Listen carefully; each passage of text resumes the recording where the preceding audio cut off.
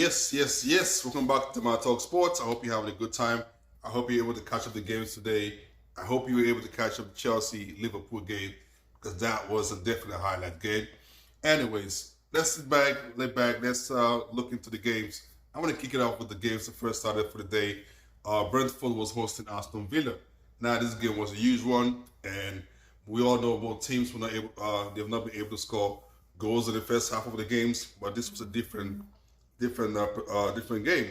first goal came in the 16th minute, just right after the commentator was mentioning the fact that both teams don't really score goals in the first half. A few minutes later on, Buendia passed the ball to Ings, who sliced the ball into the net to make this a 1-0 for Aston Villa. And although Brentford had one or two chances, they couldn't finish. But Brentford was able to come back for the second minute, and it was called by Wissa. Johan Wissa scored this goal, which was assisted by Ahmad Ruslov to make this 1-1 in the first half. Second half started, Ahmad Ruslov made it a 2-1 at the 83rd minute. A beautiful goal. He definitely hit the ball the first time. The keeper saved the ball. The ball bounced back to him in the slot the second time.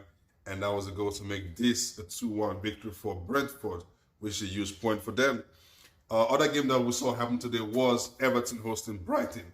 We all know Brighton just played Chelsea a few days ago, and they really they dominate Chelsea a lot. So I kind of expect them to do the same and carry that fun and that charisma from the Chelsea game to this Everton game, and they did just that.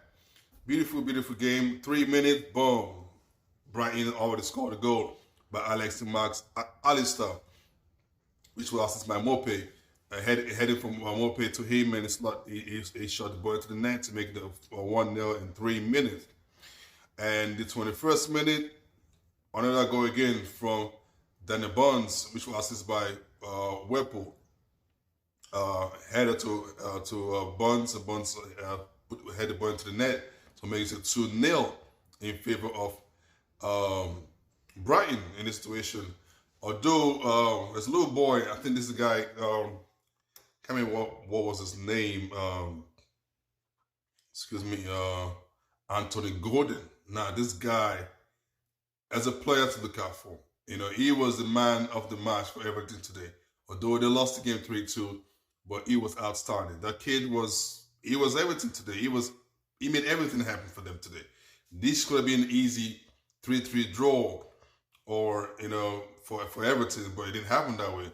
This kid won the penalty kick, which was a push on him in the box, and issued them a penalty kick for Everton. Then Calvin Lewis stepped up to place the penalty kick, skyrocketed the ball up, and missed the penalty kick. So the game ended up remaining 2-0 for Brighton in the first half. The second half started. The same Anthony Gordon had the chance. He shot the ball, although there was a deflection, but on my app right here says he scored the goal. But apparently, I think it was Lallana. Adam Lallana was one who, I think it was a home goal, but the ball definitely changed direction when Lallana put his foot on it to make the 1-2 for Brighton. And although it was assisted by Allen as well, Allen himself had a beautiful shot, which was safe in the situation. And then Brighton never gave Everton a chance. They had more to the fire. And in the 71 minutes, McAllister scored his goal to make this a 3-2, which was assisted by Whipple in the situation. And this, but Everton still didn't give up. The same boy, Anthony Gordon, was so impressive. He was assisted by John Joe Kenny, assist Gordon to make the beautiful goal, to slide the ball into the net to make it a 3-2. Although he had another chance, which he missed. So that would have been the 3-3 as well. Plus the penalty kick would have easily been a 4-3 for Everton. It didn't happen that way for them, so Everton lost this game. So this is another huge worry for the Everton coach, Benitez, in this situation. All right, that being said, let's move to Leeds. Leeds United was hosting Burnley. We all know Burnley has not played for a very, very long time. They've been hit with a lot of injuries and COVID cases. I'm not sure if the whole team has been hit with COVID cases, but it was good to see them back on today playing after a long time. I think 17 days they haven't played. But anyways, they lost the game today, which wasn't great, but you know, at least they definitely need to have some match form in this situation. They're still in the bottom three, just around top of the bottom three in the table, so they definitely have a long way to go with a lot of outstanding games. Anyways, let's get to the game. All right, the first goal. Sorry, excuse me. Let me have a little bit of little break, because I'm going a little bit faster than usual. Anyways, let's get into it. The first goal came in at the 39th minute by Jack Harrison to make this a 1-0 for Leeds United. Although they have multiple chances, a beautiful header for Roberts, who had the ball wide to miss the goal, and also a few other players who had missed the goal for Leeds. But anyways, the game, this is the first half, ended up with a 1-0 in favor of Leeds. And second half started, Maxwell Gomez scored a beautiful goal at the 54th minute to make it a 1-1 for Burnley as well. And 77 minutes, Stout Dallas scored a goal to make this a 2-1 in favor for Leeds. And also the 90th minute, Daniel James had a beautiful goal and to make this a 3-1 in favor for Leeds United. All right, let's get to the main game. Although there was supposed to be a game between Southampton was supposed to host Newcastle today, but this game was postponed. I'm guessing also this was a COVID case situation. All right, that's about it. Let's dive into the big game, the main match for the day. Chelsea hosting Liverpool. Now, this we all know. Last time we met Liverpool, it was in their own home. This was I think 1-1 draw. I think it was the draw game for sure.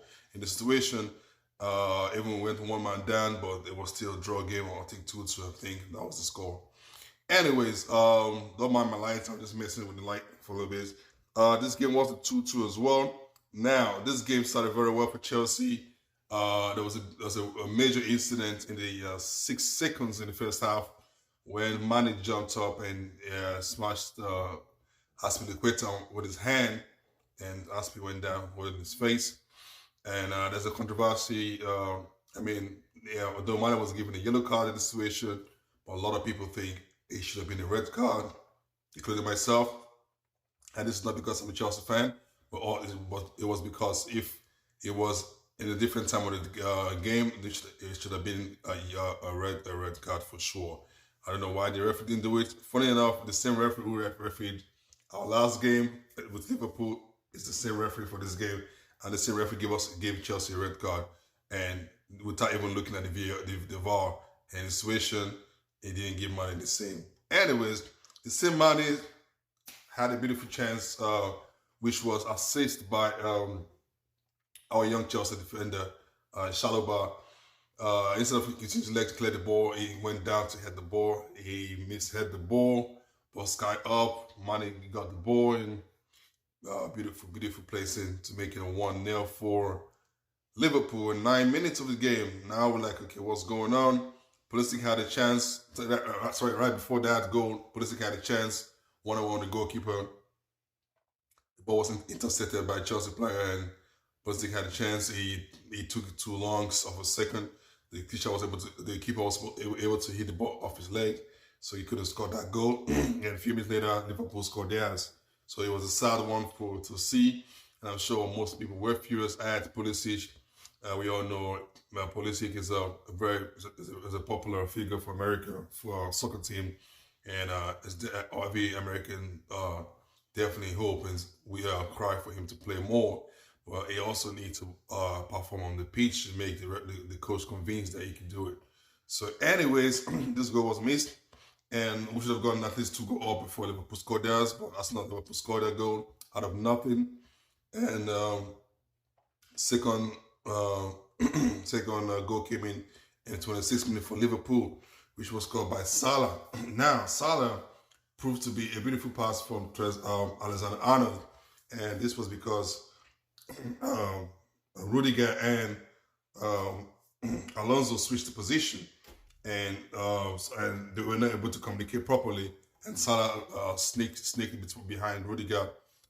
Alexander Arnold passed the ball to him, and he got the ball one on one. The one on one was side on side. He knew for sure.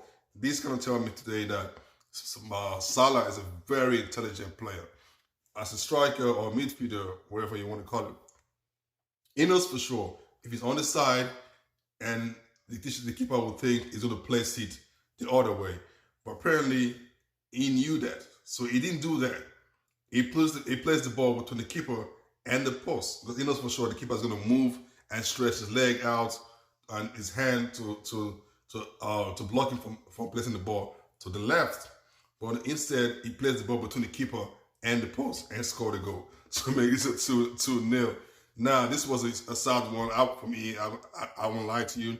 I was not happy with the situation. I'm like, what's going on? The fact that today we left Lukaku out of the game. I'm sure you must have heard about the news interview he had with an Italian magazine, and this was a huge blow for Chelsea as a football club. It didn't show professionalism in any way, the way he said it, some of the words that he used.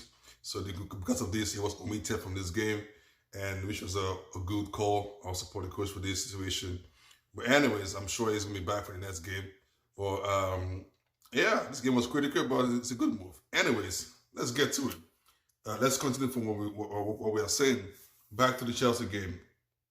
And not until the 42nd minute that a beautiful ball was, I think it was a corner kick. The ball was kicked out, and Kovacic was just, the ball was coming towards Kovacic right in front of the goal. So he stepped backwards and he volleyed the ball, man. He just went, pew, into the net. That was the technique that he used in that particular game. I mean, you can't, I don't think there's any other way he would have kicked the ball. It was a perfect position, a perfect kick, perfect placement, and this was a goal to make this a 2-1. And this definitely lifted the spirit of the Chelsea fans at the stadium, screaming and supporting the team. The players' spirit was up as well because it would have been a disaster going in the first half 2-0 down. That would have been a disaster because Liverpool would just come and just sit back and just kill us. I mean, sorry for my language, and score more goals. But that wasn't the case. Although the VAR was having a look at this Kovacic goal, and which this is well with the Chelsea coach Tuchel in the situation, Thomas Tuchel, the situation which he commented in his interview after the game that was a beautiful goal, and the VAR was still checking it.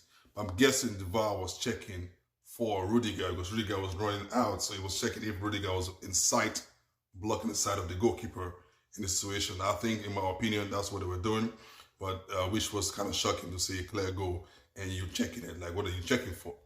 Anyways, second goal came in 3 minutes later on. A beautiful goal passed by Kante to Pulisic. Pulisic this time around chased the ball down and placed it. A beautiful shot to make it a 2-2. This was a huge one. I definitely need this goal. If not, he would have been crucified today. That's for sure. Chelsea fans would have gone hard on him, and it would have been a tough shout for him to even start the next game. Well, he was impressive. Pulisic was impressive this game today. Too bad he didn't score the first chance he had, but he was able to score the second one, which is a huge point for us to salvage a point in this situation. Chelsea played well today.